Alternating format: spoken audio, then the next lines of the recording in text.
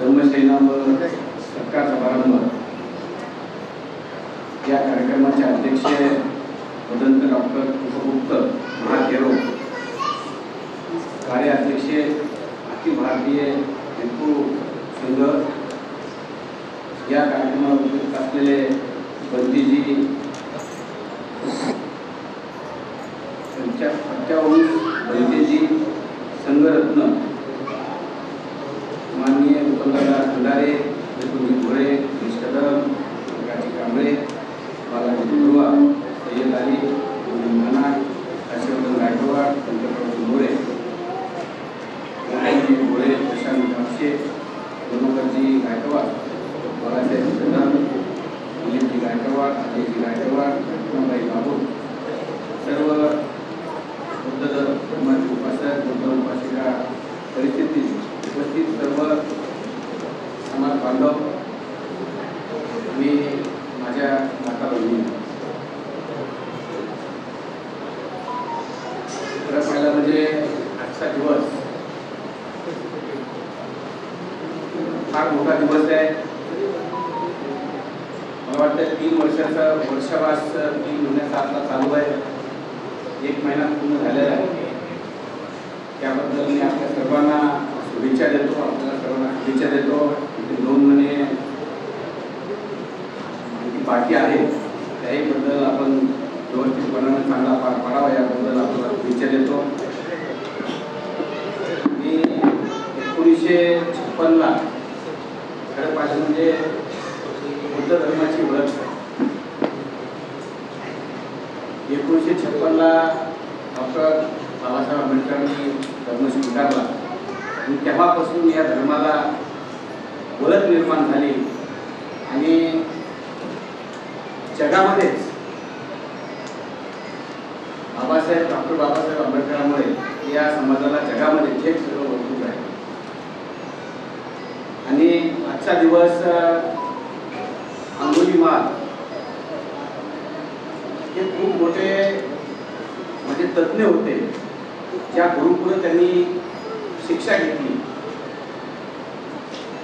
आणि शिक्षा घेतल्याच्या नंतर त्यांचं एवढं मोठं नाव आणि एवढं मोठं सगळं पुढे होईल या भीतीपोटी त्यांना एक गुरुदक्षिणा मागण्यात आली की तुम्ही 1000 माणसाचा कत्ल करा, अशी त्या अंगुलीमालला एक कंडिशन टाकली आणि गुरुदक्षिणा म्हणून मागितली. म्हणजे तसेच मग त्यांनी त्या मार्गाला तो गेला, पण त्या मार्गाला जात असताना तिथं बुद्ध समाजाशी तो वास्तव्यात येणं चालू झालं, तो आला. ते सर्व सोडून दिलं आणि त्यांनी बौद्ध धर्म स्वीकारला. खरं पाहिलं म्हणजे आपण एवढं सर्वकेनं वागलं पाहिजे. या बौद्ध धर्माचं जे महत्व आहे ते महत्व एवढं मोठं आहे की आम्ही तुम्ही कोण, पण चांगले चांगले वैज्ञानिक असलेले चांगले एक मानलेले काही व्यक्ती असतात, त्यांनी बुद्ध धर्म स्वीकारला आणि त्या बुद्ध धर्मापासून सर्वांचं त्या हिशोबाने चांगलं झालं. आणि त्या अंगुलीमालाचं मी मला वाटतंय खूप नंतर पुढे नाव झालं, चांगलं झालं. आज त्यांचं नाव घेतो आपण, तिथं डाकूवर नाव घेतलं आहे, पण आज आपण चांगल्या भावनेनं नाव घेतोय. त्याला ते काय करावं लागलं हे आपण आज सांगतोय. म्हणजे त्यांचं आपण एवढ्या मोठ्यानं नाव घेतोय. त्यामुळे निश्चितच आपण आज गुरुपौर्णिमेचं खूप मोठं एक आपण विशेष कार्यक्रम घेत आहात. त्याच्यामुळं मी बंदीजींना खूप खूप मनापासून शुभेच्छा देतो, आपल्या सर्वांना शुभेच्छा देतो. आणि बंदीजीचं बद्दल जर सांगायचं म्हणलं तर बंदीजीचं एवढं लक्ष आहे इथे पूर्णेमध्ये. मी पूर्णेमध्ये काय काय करू, कशा पद्धतीनं करू, समाजासाठी काय करू, इतर सर्वांना घेऊन सदस्य सोबत जाऊ आणि इतर सर्वांना सोबत घेऊन त्यांचं एक समाजासाठी सेवा त्यांची चालू आहे. त्याबद्दल मनापासून त्यांना शुभेच्छा करून देतो. आणि त्यांचा एक विषय आहे माझ्याजवळ. आता मला वाटतं दोन्ही ताईंनी मला बोलून दाखवला की अर्धा आपलं गाव तिकडे आहे आणि मुलांचा वगैरे हमेशा विषय असतो. मी गेल्या भाषणामध्ये सांगितलंय की हा ब्रिज मी करतो आणि तो ब्रिज मला वाटतं आता जवळजवळ म्हणजे त्यापर्यंत पोहोचला आहे. म्हणजे आपण इंजिनियरला इथं पाठवलं आणि इंजिनियरला पाठवून ते सगळं काय आपण त्याची एस्टिमेट वगैरे केलं, ते एस्टिमेट वगैरे घेऊन आपण या बजेटमध्ये ते टाकलं होतं. पण या बजेटमध्ये आपल्या सर्वांसाठी म्हणजे या लाडक्या बहिणी इथं बसलेले, या लाडक्या बहिणीमुळे ते कटलं आमचे. आणि आम्हाला इथं बुद्धविहाराला पण खूप पैसे द्यायचे होते.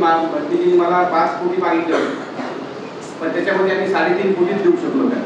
आम्हाला 5 कोटी जेवढे मागेल तेवढे पैसे आम्ही भक्तीला देणार. पण विषय झाला या लाडक्या बहिणीमुळं, लाडक्या बहिणीमुळं की सर्वात आमचे वैयक्तिक फंड असतील ते वैयक्तिक फंडही वळवण्यात आले. तसं कोविडच्या टायमाला खासदाराचे फंड सगळ्यांचे आमचे पण कोविडकडे वळवण्यात आले. आता याच म्हणजे आता जवळ 45-46 कोटीचा भूखंड आहे म्हणजे दर वर्षाला मुख्यमंत्री लाडकी बहीण. त्याच्यामुळं हे फंड आम्हाला फक्त 15 कोटी रुपये दिले. म्हणजे मग एक नंबर सिरियलला एक नाव होतं, ते नाव घेतलं आणि आमचं म्हणजे बंद करून टाकलं. तिथं 75 कोटी देणार होते, 35रं नाव आपलं इथं घ्यायचं होतं.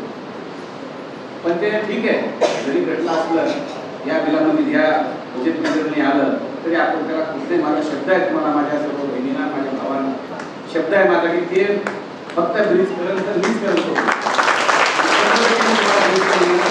जे काम करायचं होतं ग्राउंड लेवल सगळं झालंय, पूर्ण ग्राउंड लेवल झालं, एस्टिमेट झालंय, सगळं झालंय. आणि ती फाईल आता जवळजवळ बजेटमध्ये तिथं पडलेली फाईल आहे आणि ती आज ना उद्या आपण काढून आज ना उद्या ती सुविधा आपण करणार आहोत आणि सगळ्यांची सुखसुविधा होणार आहे.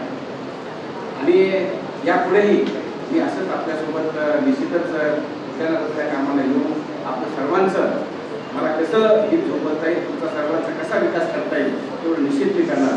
आता मला सांगा, मुख्यमंत्री लाडकी बहीण फॉर्म किती भरला हात वर करावा? कोणी भरले नाही फॉर्म? मग मुख्यमंत्री लाडकी बहिणीचा लाभ कोणाकोणा घेणार? मला हात वर करून सांगा, म्हणजे लाभ इथे मिळाला नाही का? हात वर सांगू ना, मग हात वर करा म्हणले मी. त्याचे 21 वर्षापासून 65 वर्षापर्यंतचे लाभ मिळणार होता बहिणी. म्हणजे त्याच्यामध्ये कुठल्याही प्रकारचं जाती पातीचं कुठलं नाही, या धर्माच्या ज्या सगळ्यांना ते एकत्र फॉर्म भरायचे होते. आणि फॉर्म वर दिले तर आज जवळजवळ 1 लाख मला वाटतं 1,03,000 का 2,000 1 कोटी 3 लाख महिलांना म्हणजे लाडक्या बहिणींना 3-3 हजार रुपये पडले. ऑलरेडी त्यांच्या अकाउंटला पडले पैसे. तुम्ही फॉर्म भरले नसते का? भरले फॉर्म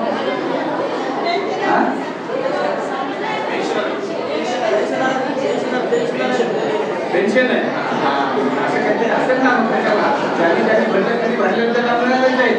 तुमचा असा काहीतरी प्रॉब्लेम आहे सांगा. असो ठीक आहे.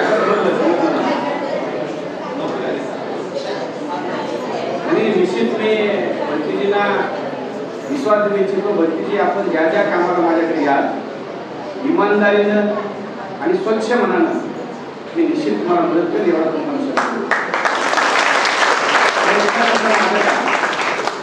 100% मी प्रयत्न करणार, ताकदीनं प्रयत्न करणार. मी ताकदीने प्रयत्न केला की काम माझं होतं. मला काम माझं निश्चित मला यश येतं, पण मला संघर्ष करावा लागतो. सहजासहजी मला यश कुठंच मिळालेलं नाही. यश मिळतं पण संघर्ष करून मिळतं, पण मी अयशस्वी करीत होतो. त्याच्यामुळे या कुठच्याही कामामध्ये कुठेही परिस्थिती कधीच होणार नाही, यशस्वीच होणार आहे. थोडा संघर्ष करूया. आता येणार होतं पण आता सहजासहजी नाही आहोत. मी काही लपून ठेवणार नाही किंवा कशामुळे झालं हे तुम्हाला सांगितलं नाही, लपून ठेवलं नाही. हे तर मी टाकलंय केलंय मी करतो येणार आहे असं नाही. जे झालं ते घडलं ते मी तुम्हाला सांगितलं. मी प्रयत्न केला तर 3ऱ्या नंबरला होतं नाव आपलं, ते आलं असतं. पण हे सांगितलं तुम्हाला कशामुळे आलं नाही हे सांगितलं मी तुम्हाला. पण हे निश्चित आपण पुढच्या ह्याच्यावर आपण कुठूनही करू. आपण 10 कोटी रुपये माझ्यासाठी काही म्हणतंय एकदा पिरियड शेंगदाण्यासाठी 10 कोटी आहेत माझ्यासाठी, काही प्रॉब्लेम नाही. 10 कोटी तुम्हाला लागणार आहे, 10 कोटी. आणि इतरही कामांची मदतीची आपल्या असते. इथं जे जे विकास करायचा असेल आपल्या बुद्धविहारामध्ये ते सर्व विकासाला माझा 100% आपला पाठिंबा राहील. आणि पाठिंबाच नाही तर ताकदीनं तुमच्यासोबत उभा टाकून हे सर्व जिथं जिथं जायचं असेल कुठं कुठं जायचं असेल जाऊन तिथं सगळा फॉलोअप करून काम करून देईल असा आपल्याला विश्वास देतो. आणि परत एकदा सर्वांना शुभेच्छा देतो आणि थांबतो. सर्वांना जय भीम. धन्यवाद. आमदार रत्नाकरजी मोठेजी आपल्याकडे धम्म परिषदेत सुद्धा मंत्री महोदयासोबत आले होते, तेव्हाही भाषण झालं होतं. आणि खरं म्हणजे कॅबिनेट होती, अशा परिस्थितीत येऊ शकत नव्हते. 25 लाख खर्च झाला सांगा. परंतु पुण्यासाठी एक स्वतंत्र हेलिकॉप्टर करून आमदार गुटेजींनी मंत्री महोदयांना इथे आणलं. 25,000 रुपये, 25 लाख रुपये त्या हेलिकॉप्टरवर खर्च केले, पण आपल्या इथे पुण्याला आणलं. हे एक त्यांची विशेषता आहे. दुसरं, मला मंत्री महोदयासोबतही सांगितलं, अगोदरही सांगितलं की हे काम मी करतो. आज पौर्णिमेच्या निमित्ताने माझा उद्देश हा आहे की कुठल्या ना कुठल्या निमित्ताने, आता पुण्यालाच नाही, पूर्ण तालुक्यात असेल, पालम असेल, ग्रामीण भागात असेल, कुठल्या तरी निमित्ताने आमचा लोकप्रतिनिधी आमच्या समाजामध्ये आला पाहिजे. त्यांनी लोकांचे जे प्रश्न आहेत त्या प्रश्नावर बोललं पाहिजे, प्रश्नांची सोडवणूक केली पाहिजे, जनतेला आधार दिला पाहिजे. आणि नेहमी जो लोकांमध्ये प्रतिनिधी जातो त्याची वेगळी प्रतिमा असते आणि असे लोकांमध्ये मिसळणारे. खरं म्हणजे विटेकर येणार नव्हते, नको म्हणले किंवा ते नाही आले कसं आहे. मी म्हटलं विटेकर हे महाराष्ट्राचे आमदार आहेत, पण गुटे हे आमच्या पूर्णाचे आमदार आहेत. विधान परिषदेत गेलं त्यांना सगळा महाराष्ट्र आहे, पण इथे आमचा हक्काचा आमदार म्हणून आम्ही त्यांच्याकडे पाहतो. आणि मागच्या वेळेला तुम्हाला माहिती आहे, महाराष्ट्रात एकमेव उदाहरण आहे की जेलमध्ये राहून निवडून येणारा आमदार एकमेव आहे महाराष्ट्रात. बघा ही कशी कमाई आहे.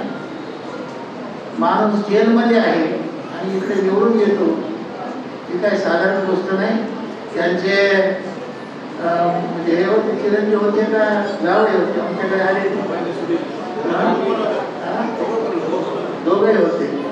आणि आपले काय खासदार उभे होते साहेब, जानकर साहेब, ही सगळी मंडळी माझ्याकडे आली होती. आमच्या इथेच बैठक झाली होती तेव्हा. आपले डॉक्टर भालेराव होते, बाकी काही मंडळी बरीच कार्यकर्ते होते, इथेच बैठक झाली होती.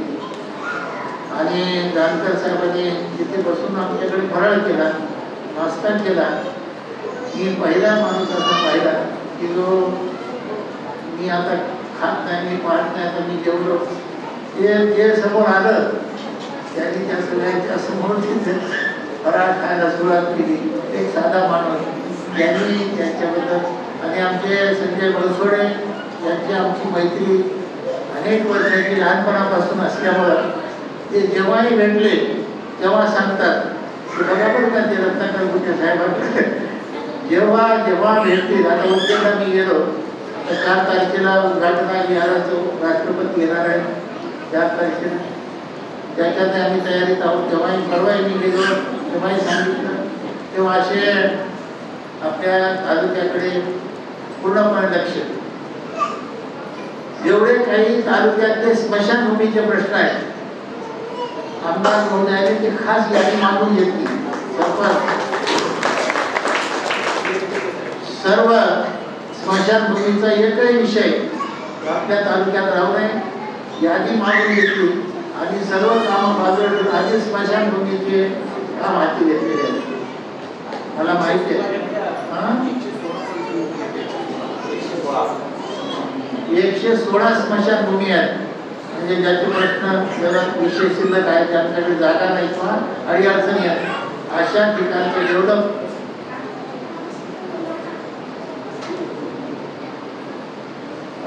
सगळे समाजाच्या आणि सर्व समाजात. कारण स्मशानभूमी अशी काही हे नसते, सर्वांसाठी असते. तर हे सर्व तालुक्यातल्या स्मशानभूमीचे प्रश्न अनेक दिवसापासून प्रलंबित होते. आमच्या जे कोणतं का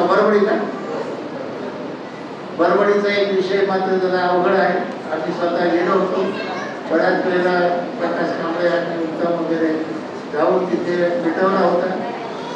तो बरवडीचा एक थोडासा कॉम्प्लिकेटेड आहे, पण ते आपल्याला सोडायचं आहे. जागा सरपंच द्यायला तयार आहे, तर तो एक तिथला विषय आहे.